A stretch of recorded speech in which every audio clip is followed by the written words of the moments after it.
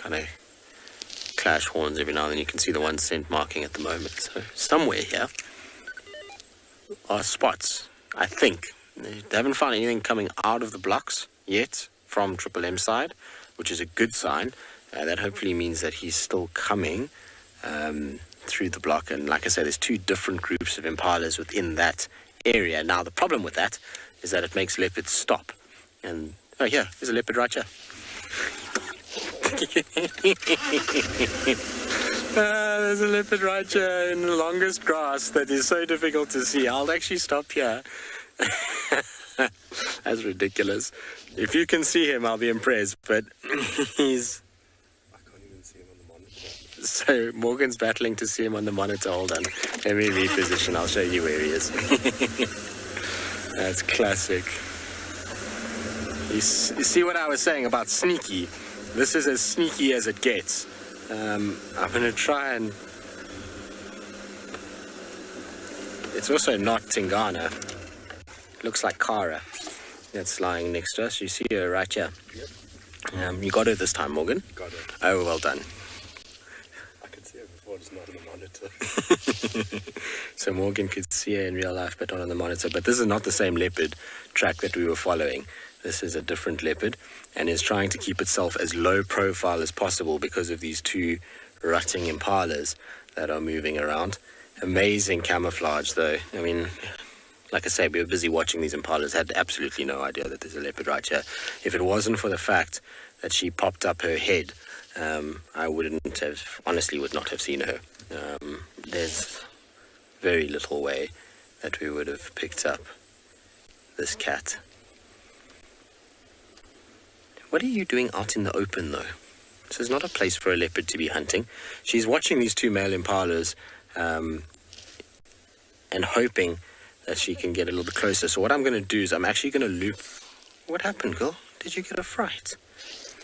I'm going to loop around. Is it Cara? Yes, a little nick out the right ear. It is her. What happened, girl? Did you get a fright? I'm sorry. I moved my head to block the light so I could try and see her better. I mean, my hand. And I think she got a bit of a fright with my hand. I'm sorry. Look at that tail. That is so cute. Are those impalas making you hungry, girl? Awesome. I'm so glad we found her. Like I say, it sounds like Tingana's also... Well, it doesn't sound. It looks like Tingana's also around because his track does come in this direction. So I'm pretty sure that he's kind of moving about as well. And maybe if these impalas start to alarm, it might attract attention and he might start coming in as well. Let's look at her creep. Look at that.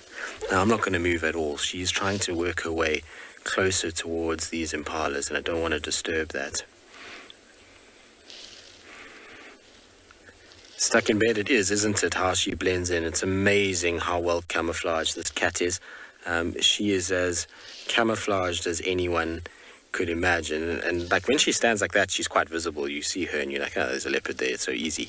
But when she goes down flat, from a long distance, it is near impossible. And if it hadn't been, like I say, just for her ear moving slightly, I would never have seen her. She was down and it was just an ear movement as I glanced over that allowed us to pick her up. Yay. Awesome. A hunting leopard is always a treat. Now she's got to decide which impala she wants because the 2 impalas have split.